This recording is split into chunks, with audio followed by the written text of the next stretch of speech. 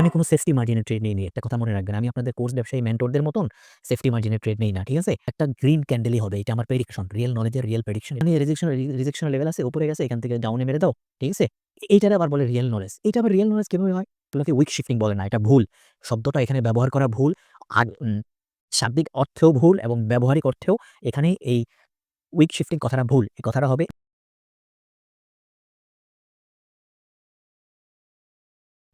5 candles challenge reboot এর ৫ number episode এটা। আমি ব্যাক টু ব্যাক ৫ টা ক্যান্ডেলের ট্রেড নিব এবং ট্রাই করব ৫ টা ট্রেডই প্রফিট করতে এবং প্রত্যেকটা ট্রেডের লজিক এক্সপ্লেইন করব। আর আপনারা যারা আমার এই সিরিজের ভিডিওগুলো শুরু থেকে দেখতে চান, তারা আমার চ্যানেলে ঢুকে 5 ক্যান্ডেলস চ্যালেঞ্জ রিবুট নামে যে প্লেলিস্টটা আছে, সেখান থেকে শুরু থেকে ভিডিওগুলো দেখে আসেন। ওকে, আমরা এখানে দেখতে পাচ্ছি কি?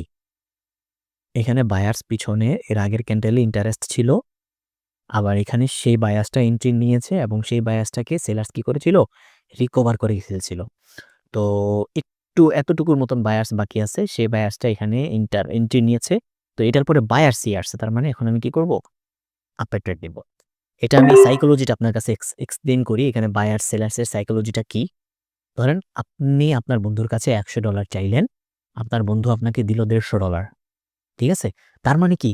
তার কাছে অনেক হিউজ পরিমাণ তার ওয়ালেটে আছে। তাই আপনাকে কি করেছে? সে $150 দিয়েছে। তার কাছে যদি না থাকতো তাহলে সে 50 দিত বা আরও কম দিত বা দিতই না। সে যেহেতু বাড়িয়ে দিয়েছে তার মানে তার শৌখিনতা আছে, তার কাছে হিউজ পরিমাণ আছে।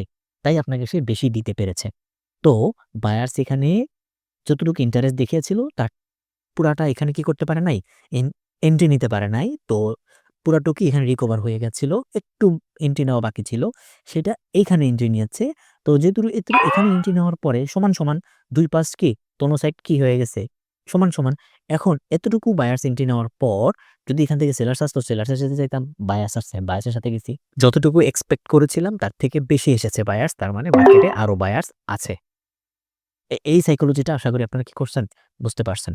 তো এটা অন্য কোনো দিন আরো সুন্দর করে বোঝাবো। টাইম খুবই সীমিত থাকে।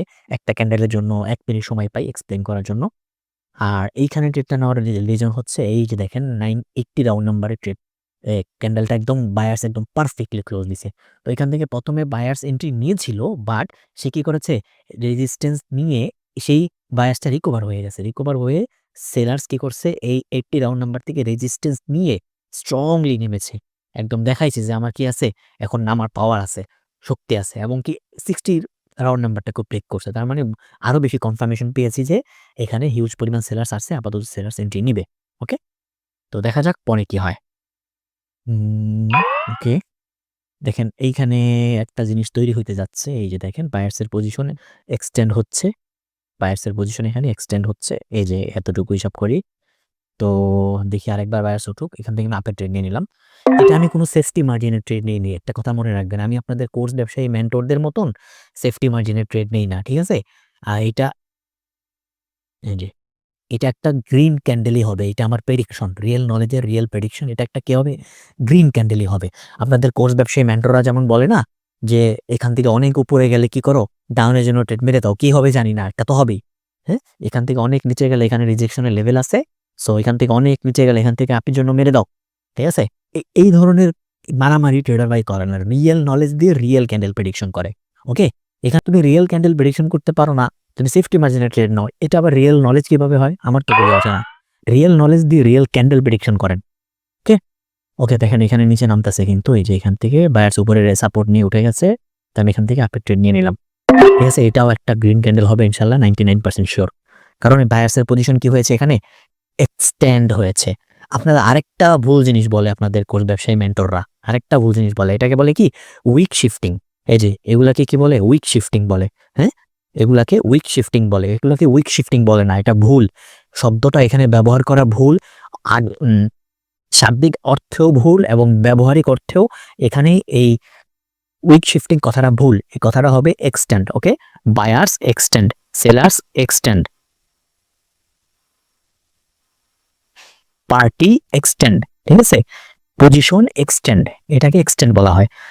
এটাকে আমরা কি বলবো? বায়ার্স এখানে এক্সটেন্ড হয়েছে। তো আমি এই টপিকটার উপর একটা আলাদা ভিডিও বানাবো। আমি সেখানে প্রমাণ করে দিব যে কেন এটাকে উইক শিফটিং বলা ভুল, কেন এটাকে এক্সটেন্ড বলতে হবে।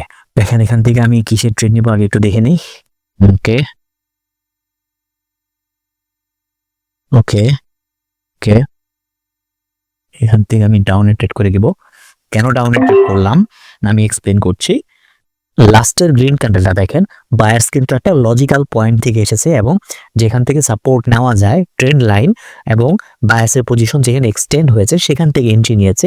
এরপরও এতটা অনুকূল পরিবেশে থেকেও সে কি করতে পারেনি, স্ট্রং ক্যান্ডেল ক্রিয়েট করতে পারেনি। তার মানে বায়ার্স এখানে ইন্টারেস্ট না, অথবা বায়ার্স শেষ হয়ে গেছে। আরেকটা অ্যাঙ্গেলে যদি দেখি, এখানে কিন্তু একটা প্যাটার্ন হয়েছিল, দেখেন আপনারা এটা খেয়াল করে দেখেন, এখানে একটা মর্নিং স্টার প্যাটার্ন হয়েছিল, সেই প্যাটার্নের রিটেস্টের জন্য সেলার্স এসেছিল, ঠিক আছে। এই রিটেস্টটা বিবেচনা রেখেও কিন্তু আমি এখানে ট্রেড করেছিলাম, হইতে পারে এখান থেকে এই ঘটনাটাই ঘটবে, সেটাই হয়েছে, বাট আরো কনফার্মেশন দেখেই কিন্তু আমি ট্রেডটা নিয়েছিলাম। তো এটা গিয়েছে, তো এটা একটা কন্টিনিউশন ছিল। হ্যাঁ, যেহেতু এই পজিশনের উপরে ক্লোজ দিয়েছে, যেহেতু এই প্রাইজের উপরে ক্লোজ দিয়েছে, তাই মানে এটা একটা কন্টিনিউশন ক্যান্ডেল ছিল। তো কন্টিনিউশনের পরে খুব স্ট্রংলি বায়াস এন্ট্রি নেওয়া দরকার ছিল, নিতে পারে নাই, নিজের উইক নিজে ব্রেক করতে পারে নাই, নিজের দলের উইক নিজে ব্রেক করতে পারে নাই, তার মানে বায়ার্স এখানে ইন্টারেস্ট না। তারপরও সেলার্স এর কনফার্মেশন দেখে যখন সেলার্স নিচে নেমেছে আমি ডাউনে ট্রেড করেছি। ওকে, এটা হচ্ছে রিয়েল নলেজ। তো আবার নেক্সট ভিডিওতে দেখা হবে, সবাই ভালো থাকবেন, বেস্ট অফ লাক।